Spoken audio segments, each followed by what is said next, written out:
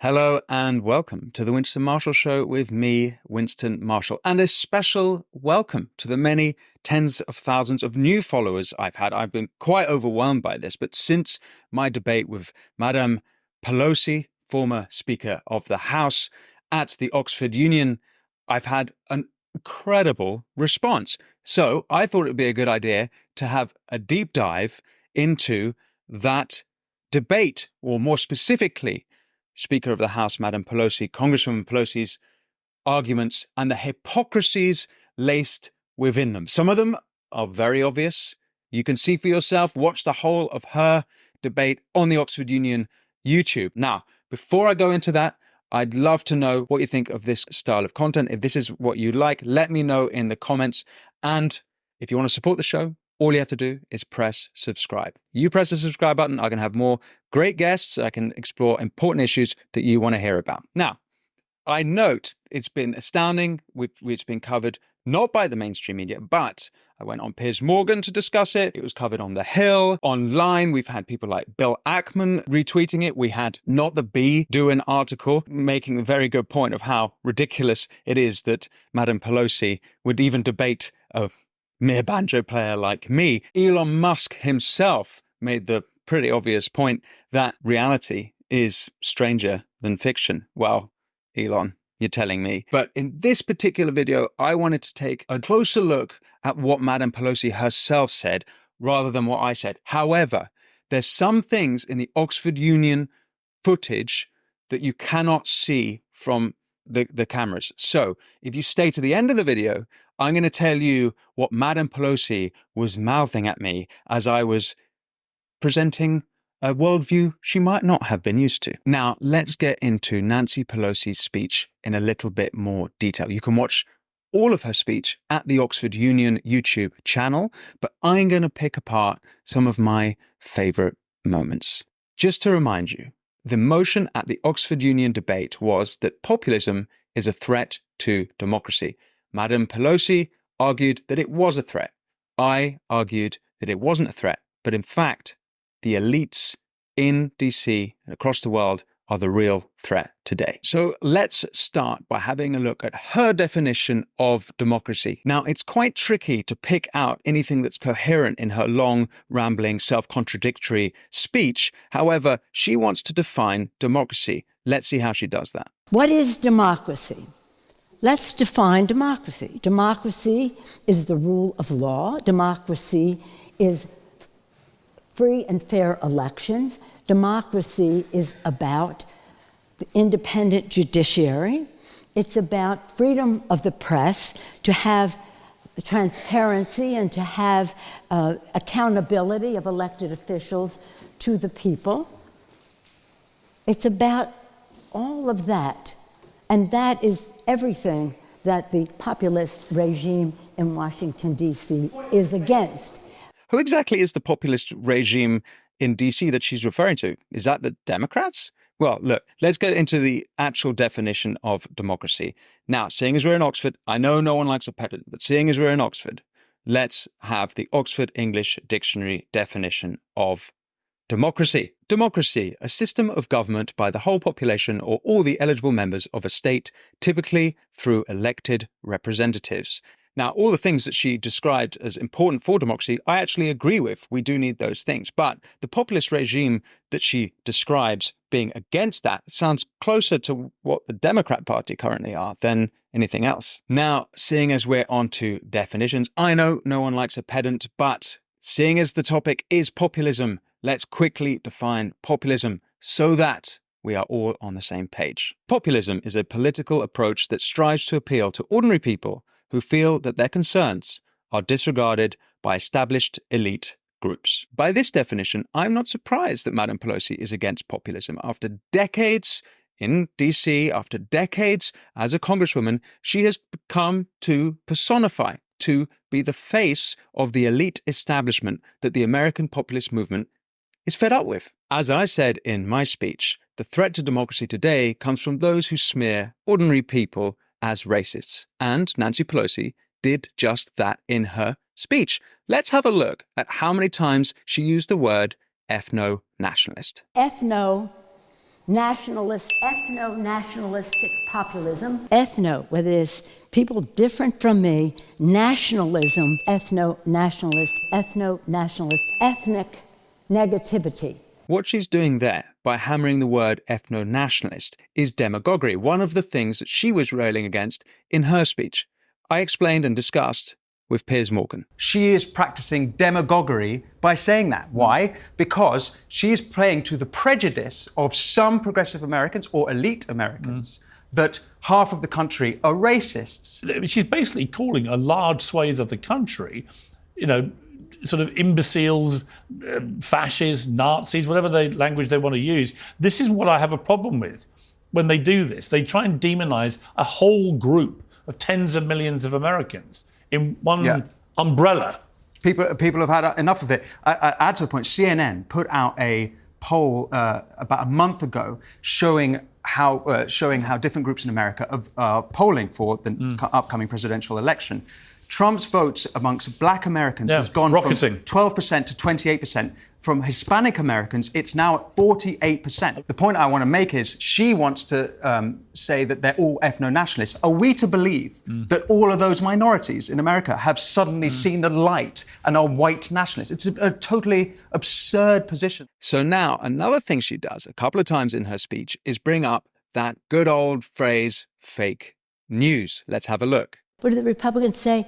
Fake news. Madame Pelosi is, of course, referring to one of Trump's favorite phrases, fake news. But I don't know about you. Since Biden's come to power, I hear the words disinformation, misinformation, malinformation, maybe every single day. Is that not the same thing, but in reverse? Are they not doing the same thing, but using slightly different words? Well, I'll tell you one big difference. The Biden administration, unlike the Trump administration, set up the Disinformation Governance Board, a governance board designed to advise the Department of Homeland Security on combating disinformation or fake news. Now, so dystopian was this Ministry of Truth, Biden closed down the whole operation after a few months. Why Biden closed it down, we won't ever know. It might have been the independent media calling out how unbelievably dystopian this Ministry of Truth really was. Now, this is probably the most repugnant part of her entire speech. These poor souls who are looking for some answers. We've given them to them, but they're blocked by some of their views on guns. They have the 3 Gs, guns, gays, God, that would be a woman's right to choose. And the cultural issues cloud some of their reception of an argument that really is in their interest. These poor souls who aren't able to use their rational capabilities to see that Democrat policies were for them. She says they're blocked by their culture and by their God. Now, I don't know about you, but that sounds a little bit like Hillary Clinton basket of deplorables all over again. You could put half of Trump's supporters into what I call the basket of deplorables. In fact, Barack Obama said something very similar back in 2008. Get better, and they claim to guns or religion or antipathy towards people who aren't like them, or anti-immigrant sentiment, or anti-trade sentiment. A way to explain their frustrations. But it's not just Democrats. Establishment Republican politicians play exactly the same game. Here's Mitt Romney talking about his version of the deplorables. And so my job is not to worry about those people. I'll never convince them. They should take personal responsibility and care for their lives. This isn't a left or right issue, a Democrat-Republican issue. It's establishment versus the people. They all do the same thing. Pelosi is an unreconstructed elite. She has not upgraded the software since 2016. She proves my point in her speech that she holds ordinary people in contempt. Now, here's a clip of Pelosi wheeling out the classic uneducated trope. The version of populism, ethno-nationalist populism, which tries to bring down education and fake news, the media, which is a protector of democracy, that version is contributing in countries other than our country and is a danger to democracy. Now, I don't know about you, but Pelosi's speech sort of indicates to me that education doesn't necessarily correlate with intelligence. She also mentions in this clip the importance of a free press, something I happen to agree with. But let's examine the press. Now, I did some of that already in my speech, but some things I didn't mention, like the Hunter Biden laptop story, which, only about a month before the 2020 elections, was not covered by anyone except the New York Post. Seems quite important, don't you think? Or what about the Twitter files that exposed government collusion with big tech? Who covered that exactly? Nearly no one. But even more recently, Catherine Ma, the newly appointed CEO of NPR, had this to say. In fact, our reverence for the truth might be a distraction that's getting in the way of finding common ground and getting things done. That's not all. Here's a clip of hers telling us what she thinks of the First Amendment. The number one challenge here that we see and is, of course, the First Amendment in the United States is a fairly robust protection of rights. And that is a protection of rights both for platforms, which I actually think is very important, that platforms have those rights to be able to regulate what kind of content they want on their sites. But it also means that it is a little bit tricky to really address some of the real challenges of where does bad information come from and sort of the influence peddlers who have made a real market economy around it. Now let's have a look at Pelosi's concern of dark money from billionaires influencing politics. The fear that they're instilling in jurists in our country, the suppression of the vote in our country, the role of their big, dark, rich billionaire donors. Madame Pelosi, I wonder if you knew that President Biden is one of the largest recipients of dark money in US politics. And generated by an ethnic negativity. Negativity about immigrants, yeah, incumbents too, immigrants, people who are different from them, these people. And there she goes again, proving a point I made in my speech. She writes off ordinary Americans as racist instead of engaging with the genuine concerns they have around immigration. Concerns like decreasing wages, concerns like increasing crime, concerns like social cohesion. These are all genuine concerns Americans want to see addressed, but instead she labels them all as ethno-nationalists. Ethno-nationalists. I'm not sure I'm quite intelligent enough to summarize Madame Pelosi's incoherent ramble of a speech. However, fortunately, the internet's already done it for me. What you just said is one of the most insanely idiotic things I have ever heard. At no point in your rambling, incoherent response were you even close to anything that could be considered a rational thought. Everyone in this room is now dumber for having listened to it. I award you no points, and may God have mercy on your soul. Now, before we finish this video, I want to tell you about some things from my speech which the Oxford Union cameras didn't pick up. But before that, let's have a look at some of the things Pelosi said as she interrupted my speech. You may be thinking now that Trump is a populist. You are right. He didn't accept the 2020 elections, and he should have. So should Hillary in 2016, so should Brussels, and so should Westminster in 2016, and so too should Congresswoman Pelosi, instead of saying the 2016 election was, quote, hijacked. Quote, hijacked. Thank you.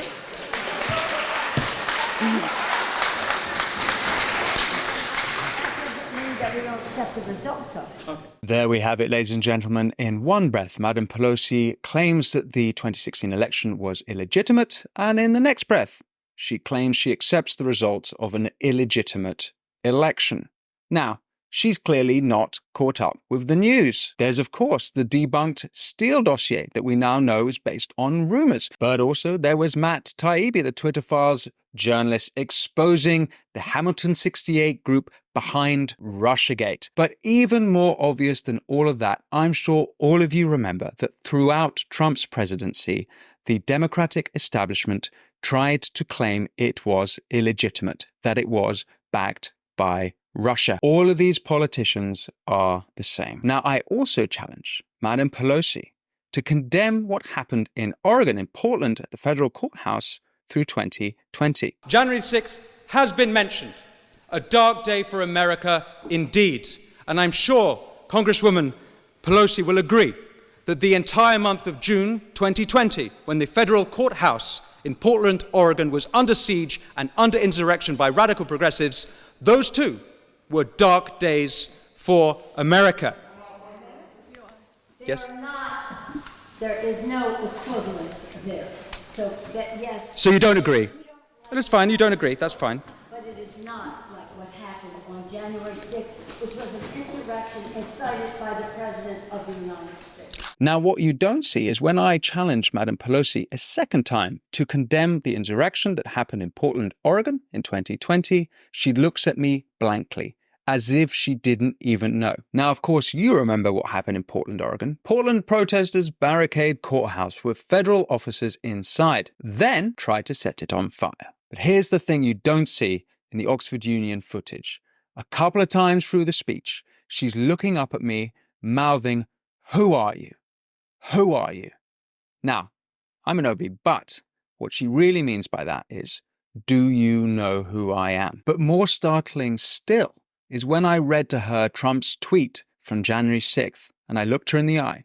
She looked back up at me and she said, "Why are you doing this?"